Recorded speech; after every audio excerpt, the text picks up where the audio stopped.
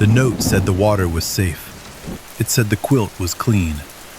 But it also said, "Don't worry about the knock."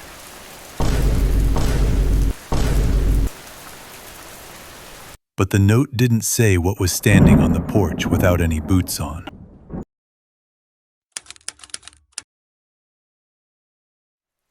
There are places in this country that the maps have quietly forgotten.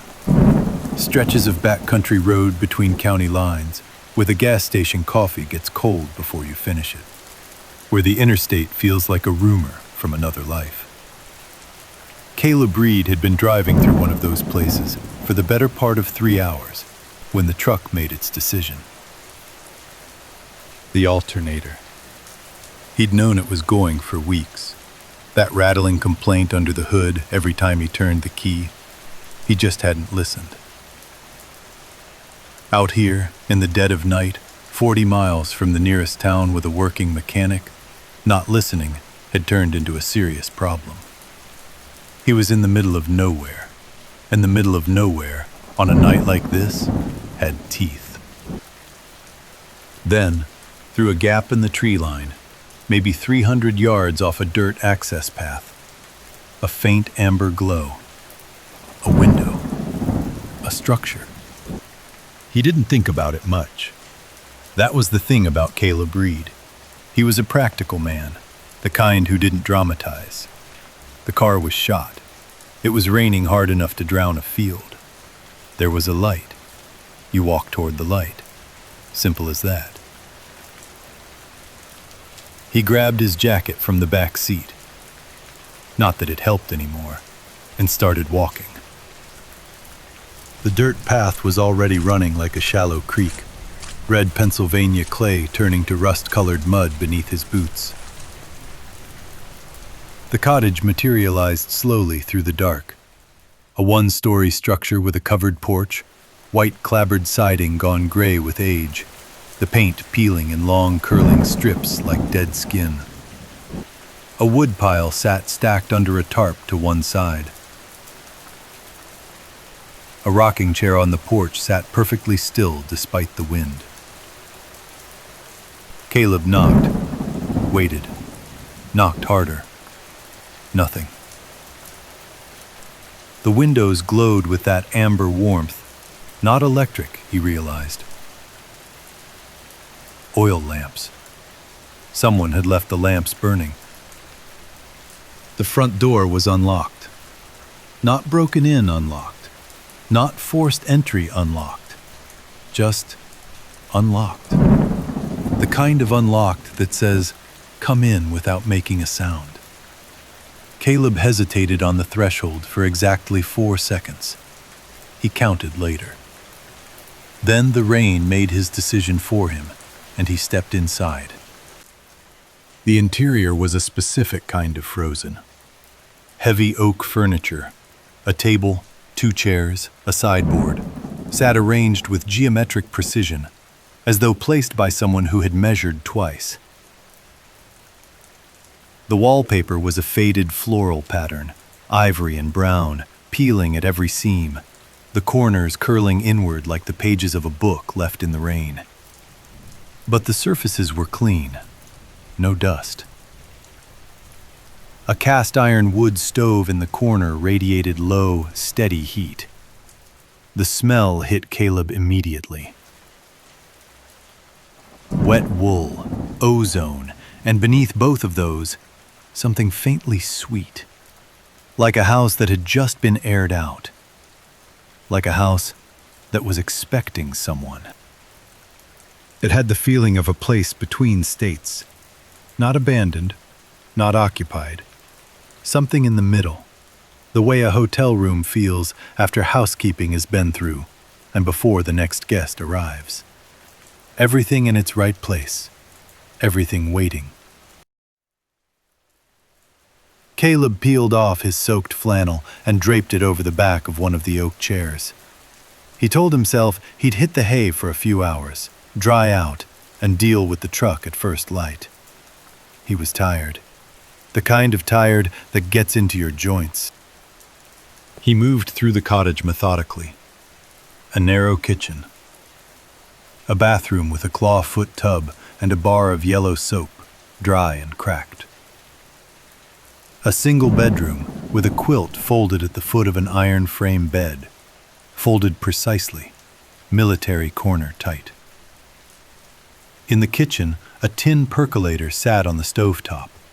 Beside it, 2 mugs, handles facing outward. A second chair at the kitchen table, pulled slightly out, as though someone had just stood up. Caleb filled a glass from the tap. The water ran clear. He drank it standing up, looking out the kitchen window at nothing but his own reflection and the thrashing dark behind it. He found a clock on the sideboard, an old wind-up mantel clock, the kind with a brass pendulum and a face like a disapproving uncle. It read 11:47. He didn't question how it was still wound. He settled into the chair nearest the stove, listening to the rain hammer the roof in that relentless, rhythmic thrum, steady as breathing, steady as a pulse. He thought about his ex-wife, about the job he'd left in Harrisburg, about the fact that nobody in the world knew exactly where he was tonight. That last thought he put down quickly, like a hot coal. The mantel clock ticked. The stove breathed. Outside, the storm swelled and pressed against the windows. The amber light from the oil lamps cast everything in warm, honeyed shadow. The kind of light that softens edges, makes things look older or younger than they are. Caleb's eyes grew heavy. He did not mean to drift. He drifted. The clock struck 12. He came awake at the first chime, sat forward in the chair, heart jumping, counted. 1, 2, 3, 12. Silence. Then the thrum of the rain. Then silence again. And then, at exactly 12:05, a knock at the front door. Slow, heavy, deliberate. 3 knocks, each one landing like a fist on a judge's bench. Not frantic, not someone stranded in a storm, not urgency, not panic. Measured, patient. The knock of something that knew it would eventually be answered. Caleb crossed to the door. His hand found the knob. He pulled it open. The porch was empty. The rocking chair sat still. The woodpile breathed under its tarp. Rain cascaded off the porch overhang in a solid curtain of white noise.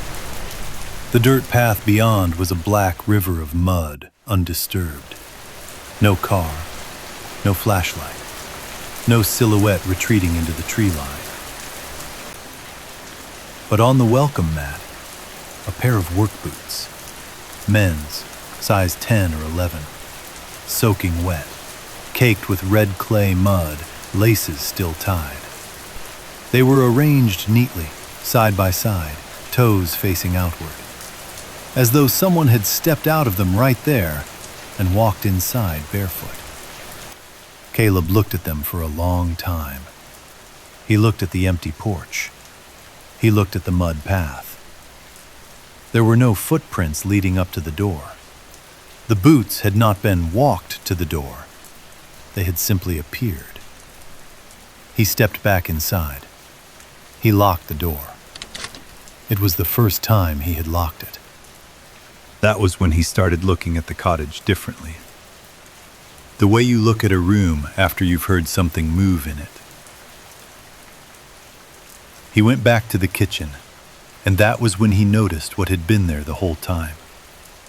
Sitting in the center of the kitchen table, positioned with the same quiet precision as the mugs, the furniture, the folded quilt. A Polaroid camera. Old, heavy. The kind with the bellows and the silver flash bar that popped and smoked. A one-step. A box of film cartridges sat beside it, unopened. Caleb picked up the camera. It was heavier than expected, solid in his hands. He turned it over. No name, no identifying marks. He set it back down, and then, for reasons he could not have explained to anyone, reasons that lived somewhere below language, he broke the seal on the film box, loaded a cartridge, and raised the camera toward the window above the sink. He shot the dark glass. The flash detonated white. The image slid out from the front of the camera with that familiar mechanical sigh, that small plastic birth. He set it face down on the table and watched the second hand on his watch. 60 seconds. 90. He turned it over. The photograph was not of the window. It was a picture of him. Caleb Reed, sitting at the kitchen table. Taken from outside the window, from the dark, from the rain. Taken seconds ago. He was looking slightly to the left in the image, looking at the stove, the way he'd been looking just before he picked up the camera. The flash had not come from inside. It had come from out there, from the dark on the other side of the glass.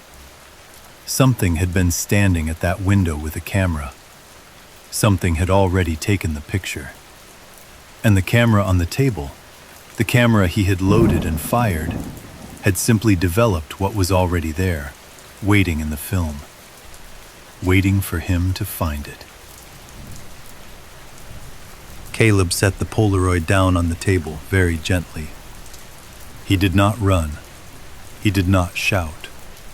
He stood in the amber kitchen light with rain hammering the roof and looked at the photograph of himself for a long time. The too perfect silence of the house pressed in around him, the way silence does when a sound has just stopped, when something has just finished listening. He pulled his leather wallet from his back pocket and set it on the table beside the photograph. He didn't know why. It felt like putting something down, like setting a burden on the floor. The understanding came slowly, the way real horror always does. Not as a revelation, not as a scream. It came the way a room gets cold, gradually, and then all at once. He looked at the two mugs on the counter. He looked at the second chair pulled slightly away from the table. He thought about the boots on the mat, not left behind, but placed, arranged. He thought about the fire that had been burning before he arrived, the lamps that someone had lit, the quilt folded down as though turned back for a specific occupant. The cottage had not been waiting for any stranger. It had been waiting for him. And it had been ready for a long, long time. He found a notepad in the sideboard drawer. Plain white paper, a Bic pen clipped to the cover. He opened it. The first several pages were blank. He turned to the last page that had been written on and found a note, in handwriting he didn't recognize. Tidy, deliberate, with the careful penmanship of someone who had copied it out slowly. The stove takes oak logs, split side down. The water is safe. The quilt is clean. Don't worry about the knock. It happens once. Leave this note where someone can find it. Caleb read it 3 times. Then he turned to a fresh page. He uncapped the pen, and without understanding why, without deciding to, exactly, the way you don't decide to breathe, he began to write. He didn't write much, just the important parts. The stove, the water, the knock. He wrote in the same careful, copied hand, slower than his natural writing, the way you write something meant to be read under stress, meant to be clear. Outside, through the rain, he could hear it now, faintly, half swallowed by the storm. An engine sound, distant, sputtering. The specific, failing cough of a car that was about to stop running on a dark Pennsylvania road, 40 miles from the nearest town with a working mechanic. He didn't go to the window. There was no need to go to the window. Caleb set the notepad on the sideboard where it could be found. He moved the second chair slightly back from the kitchen table. He checked the oil in the lamps and turned them low. Not off, just low, so the glow would be visible from the road. He added 2 oak logs to the stove, split side down. He folded his dried flannel over the back of the far chair and left his leather wallet on the table beside the Polaroid, beside the photograph of himself. Proof. A breadcrumb. Or maybe just the thing you leave behind when you finally, completely arrive somewhere. He unlocked the front door. He left it unlocked. Then he sat down in the chair nearest the stove, and he listened to the rain on the roof. Steady as breathing, steady as a pulse. And he waited for the knock he knew would not come, because the knock was not for him anymore. Some places aren't haunted by the dead. They're haunted by the living, by the ones who stayed, who settled in so completely that leaving stopped being an option they could form the thought of. Caleb Reed had been a practical man, a regular Joe, the kind who didn't dramatize. He'd walked toward a light in the dark, which was a perfectly reasonable thing to do. And somewhere between the locked door and the unlocked one, between the knock and the photograph, between reading the note and writing it, he had become the most dangerous thing in Blackwood Creek. Not a ghost, not a monster, just a host. Just a man who'd found his place, finally, at the end of a long and wearying road. The cottage was warm. The lamps were low. The door was open. And on the road outside, a pair of headlights flickered and died.